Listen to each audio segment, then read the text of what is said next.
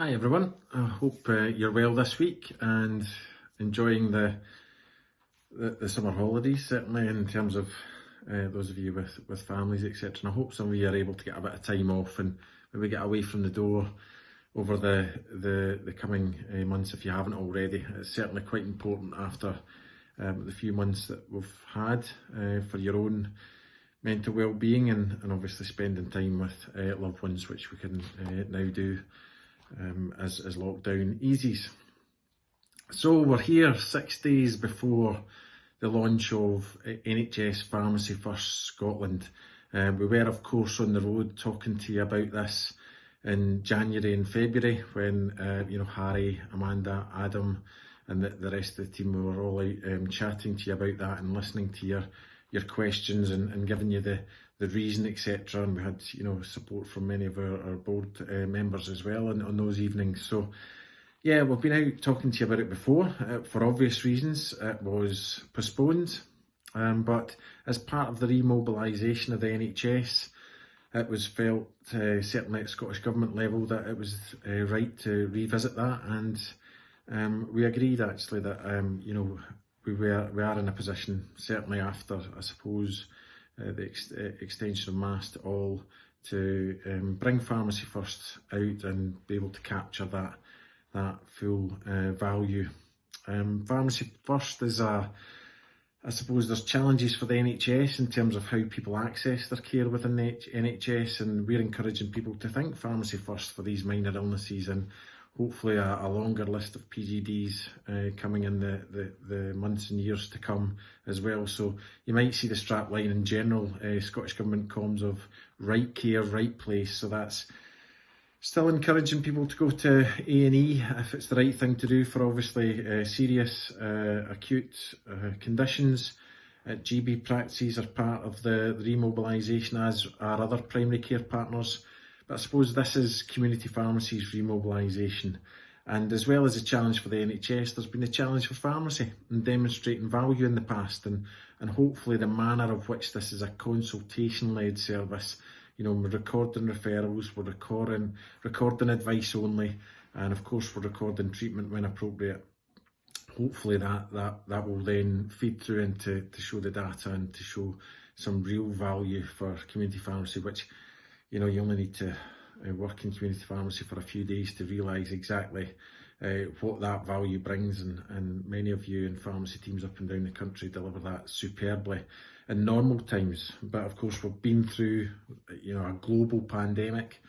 The NHS has been under strain, and as Harry and I and many others have heard it through many other virtual Teams meetings, etc. throughout this whole last few months. You can be so proud of your effort, guys, and I think this is another great opportunity for pharmacy to really step up and deliver for the whole population. Now, it's a service that will evolve. We're getting a bit of feedback, around things like the approved list. Pharmacists will ever detail. So yeah, a lot of you have been in and about that, and certainly given the feedback on the Scottish Government list. So we'll find a way of getting that feedback to the people who developed the list, and I'm sure it'll evolve over time, and we'll find how to adapt that and find out what works and what doesn't with regards to that type of thing, and the whole processes around Pharmacy First. So there's a lot of things happening quickly. Who would have thought, even 6 months ago, record access could be, so expedited by a pandemic. So we've got that. We've of course got the tool, which is NHS Near Me. There's a circular about that this week, so I encourage you to have a look at that if you haven't already done so. And it's a tool, it's an option. It's certainly not it's not obligatory, but I would encourage you to have a look at it and get your pharmacy teams up to speed with that, because again, Pharmacy First can be delivered through that route if you feel it's professionally appropriate. So it's been recognised by the Cabinet Secretary.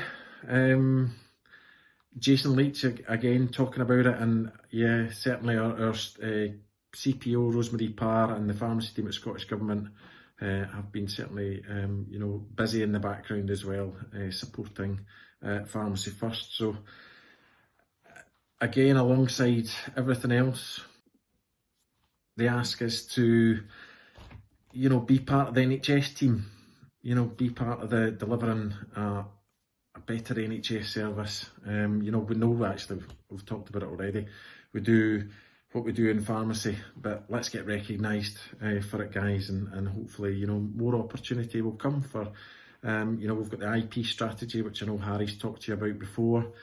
That dovetails neatly with Pharmacy First. You know, we've got National Education Scotland, Pharmacy really supportive in that direction, potential for foundation years, development of pharmacy education. It's all happening. It's a really exciting time for the profession.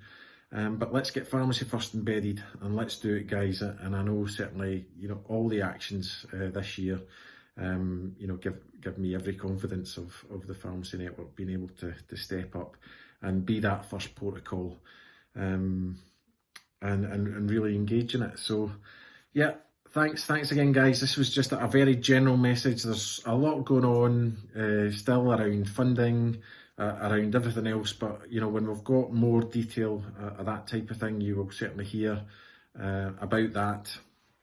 But I think it's important just at the minute to focus on Pharmacy First. It's just coming over the hill. So yeah, good luck. I hope your teams are prepared, and I hope you're motivated to deliver it, because as I say, I know you can. And I'll probably be Harry next week. So thanks again, and see you later. Bye.